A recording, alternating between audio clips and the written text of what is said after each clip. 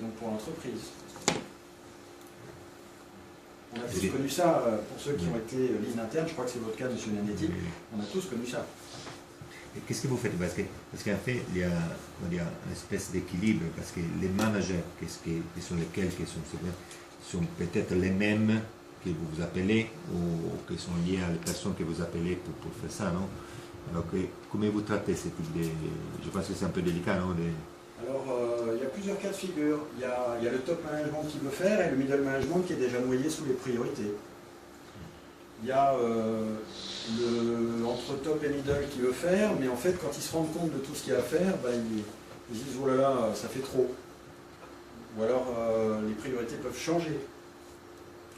Donc, ce qui est important, mais pour engager toute action en ligne, c'est qu'il y ait une cohérence, c'est que ça soit voulu au niveau direction générale, que ça soit soutenu au niveau direction générale, et que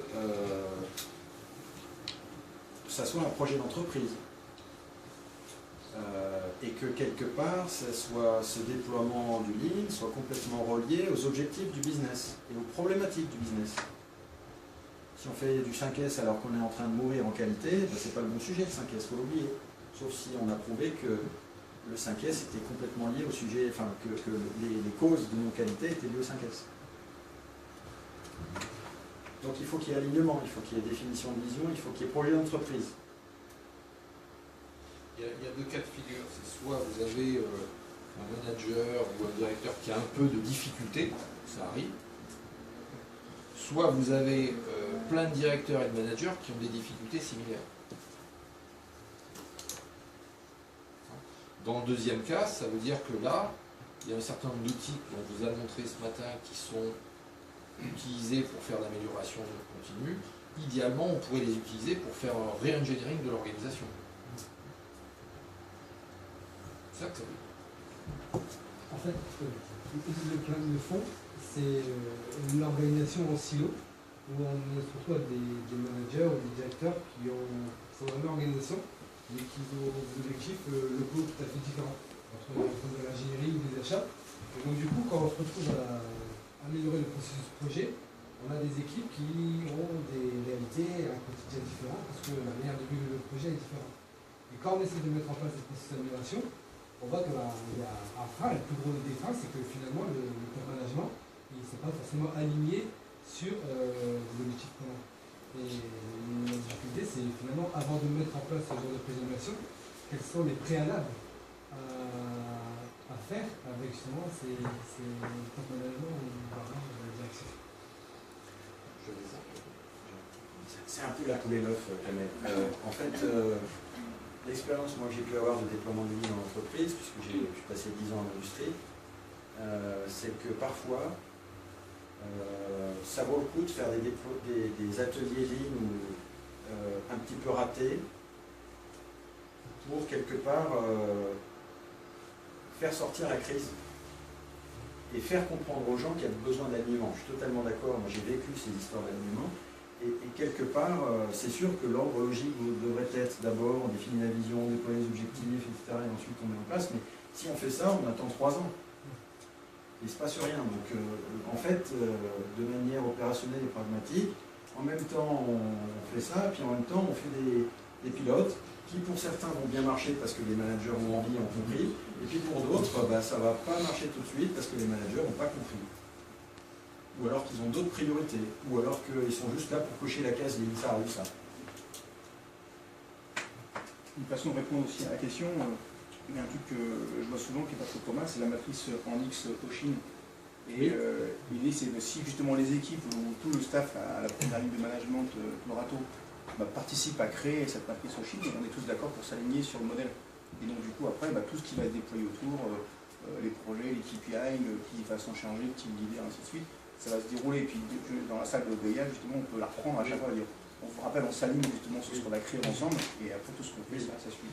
Mais quand on commence par ça, il faut une certaine maturité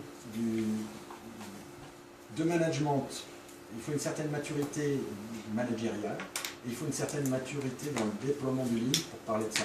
Sinon, les gens, ils nous prennent pour des fous. Ils disent, le Lean, c'est turlututu, chapeau pointu. justement, comment. Moi, j'ai vécu le même truc. J'ai essayé de mettre, ça marche très bien, avec les gens qui étaient matures sur le projet. Donc, les gens qui ne sont pas réceptifs à ça, on parlait de marketing tout à l'heure, des ventes, enfin, tout ce qui marche à l'émotion, on va dire, et ce qui ne marche pas au chiffre.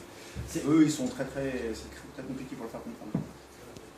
D'expérience, je partage ce que vous dites, c'est souvent il faut partir de mauvais exemples, de projets qui ont raté, de le remettre un peu en phase avec tout le monde, de se dire partons de ce mauvais exemple, et à partir de ça, quelle nouvelle façon, quelle démarche on peut collectivement construire pour aller vers quelque chose qui va fonctionner. Dans le fait que tout à l'heure vous disiez, il y a des mots encore qui sont encore tabous dans certaines autres sociétés, notamment le mot libre. Moi, je sais que dans la société où je suis, je ne l'emploie jamais. Je parle d'amélioration de la performance, de travail collaboratif, de mise en situation, de storytelling, tout ce qui fait que les gens comprennent ce langage. Et après, on va utiliser des outils. Mais d'expérience, je pense qu'il faut vraiment partir du vécu pour que les gens se remémorent un peu ces mauvaises expériences et qu'ils se disent pour le futur, pour faire différemment. Et là, on est beaucoup plus fort. On a des leviers qui sont performants. Oui, parce que même quand l'atelier ou le pilote Lean n'a pas, que ce soit une OBIA ou autre chose, n'a pas tenu l'organisation, elle a appris. Moi, je peux vous dire, je mentirais si ce n'était pas le cas. Donc, on a eu des échecs. On a mis en place un atelier Lean avec une PDVSM sur un processus de clôture d'exploitation.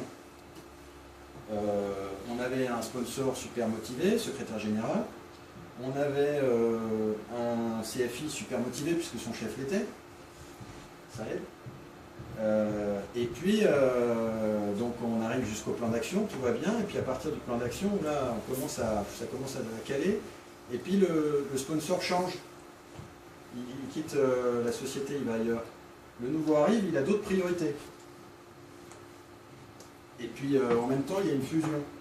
Donc le contrôleur de gestion, il double son périmètre. Il n'a plus de temps pour associer ça.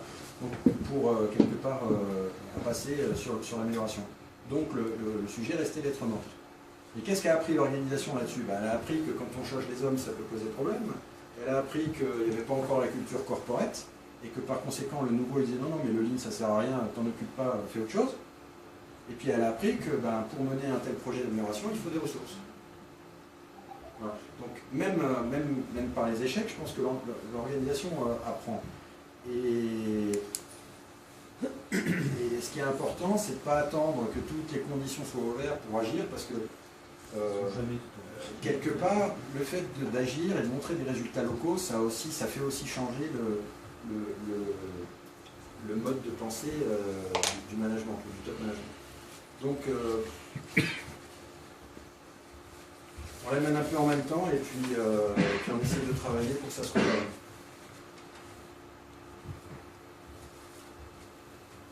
J'ai un client un jour qui m'a dit: je veux que vous veniez pour faire des formations à tous les directeurs d'usine de VSM, Value Stream Mapping. Je leur dis: vous en êtes tout dans le déploiement? Il me dit: on démarre. Je lui dis: la VSM, c'est pour la Champions League, c'est pour les gens qui ont déjà compris ce que c'était que le Lean et le gaspillage, qui ont déjà pratiqué des ateliers. Et si vous amenez la VSM maintenant, vous allez juste leur montrer que le Lean, c'est une histoire de compliquée, d'experts et nébuleuse. Je dis: moi, ce qu'il faut faire, c'est des chantiers d'amélioration pour montrer ce qu'on peut gagner en termes de sécurité, de qualité, de productivité, d'ergonomie. Voilà.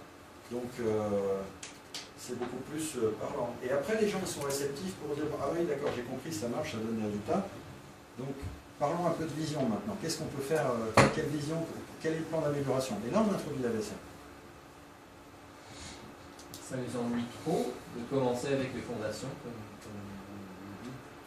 Mais la VSM, c'est pas les fondations. Non, je parle justement de votre façon de commencer avec la mesurement. Non, c'est qu'en l'occurrence, la personne qui me posait la question, c'était un ancien Toyota, et qui avait peut-être pas... chez Toyota, ils sont tous nés dans la potion rouge. Donc ils n'ont jamais connu le change management. La question ne se pose pas. Si vous ne savez pas, vous retournez, vous avez 2 Japonais pour vous répondre. Bon. Donc, il n'y a pas de problème de management du changement chez Toyota. Et donc, il n'avait pas forcément anticipé que le fait de parler de BSM d'un sujet trop théorique, trop porté sur la vision et pas assez sur le pragmatique, allait poser problème. Et face à des gens qui n'ont jamais pratiqué le Lean, il n'y a rien de tel que de montrer des résultats concrets pour démarrer. Les expériences, il faut faire très attention de rentrer dans les sujets par les outils. En l'occurrence, la VSM, c'est un des outils. Les gens ont tendance à dire il faut l'outil qui va changer tout de suite ou qui va améliorer.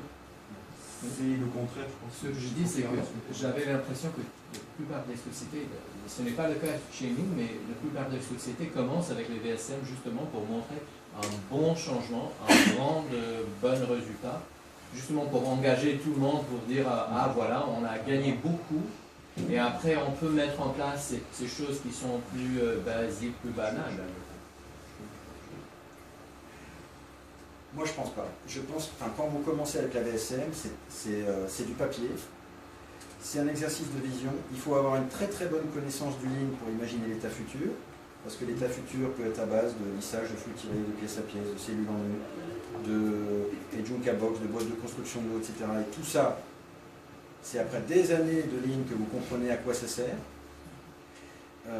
Et donc les gens, ils ne vont pas comprendre toute la puissance de la vision si vous commencez par ça.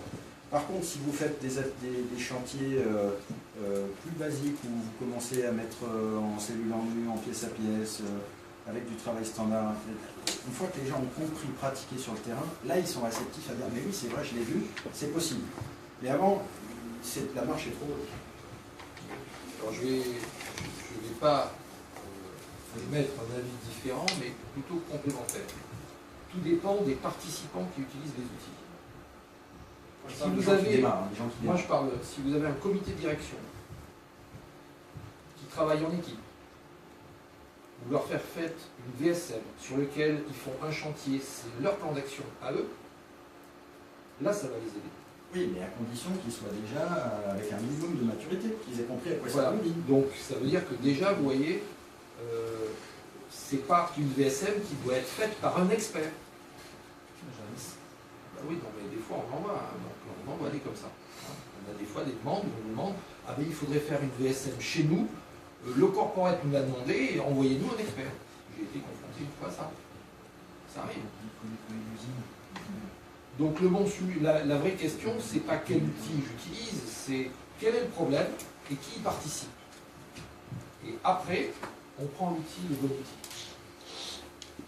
Et sans comportement, ça marche pas. Voilà. Et très souvent, comme les managers sont assez loin de ça, la VSM, c'est pas le bon point de départ.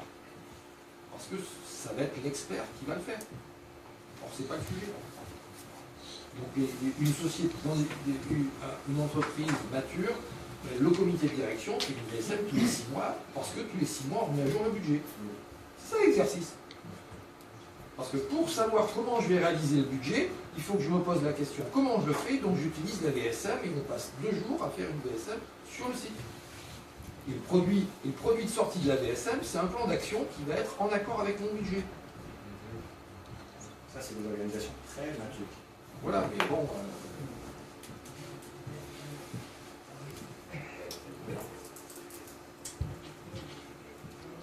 En tout cas, si vous n'avez pas d'autres questions, je souhaite vous remercier de votre présence attentive, de votre participation. Si vous le voulez bien, il y aura d'autres événements comme ceci, et donc on vous lancera des invitations. En temps utile. Merci à tous. Merci.